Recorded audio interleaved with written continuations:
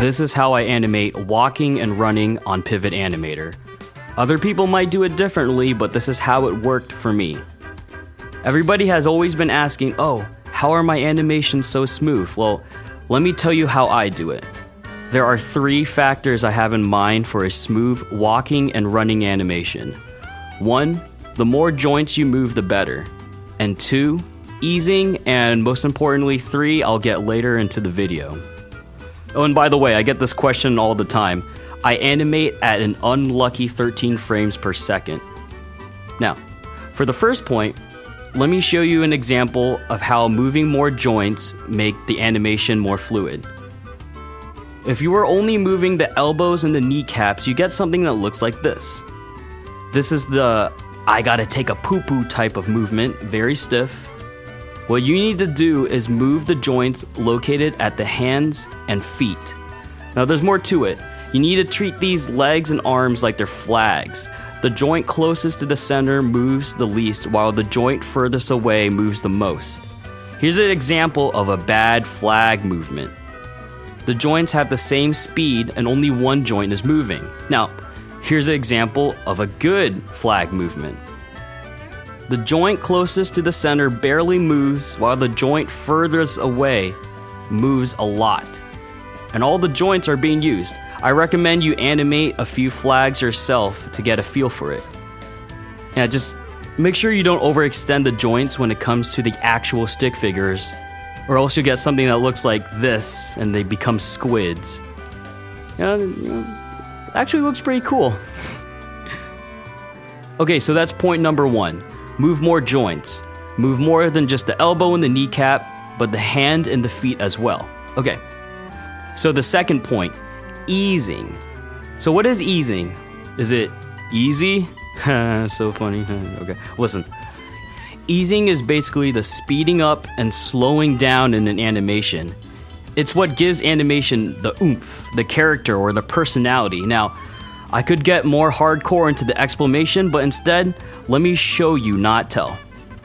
In walking, when the stick figures get to this position, with the arms and legs sticking out, that's when you slow down. When they are crossing each other, that's when you speed up. Outside, slow down, crossing, speed up. If you don't ease in your animation, you get that weird old Oblivion NPC movement. You know what I'm talking about. Stop! You violated the law. Now, we can even take a look at the example of the flag again. Once it hits the roof, that's when it slows down. When it goes back down, that's when it goes fast again.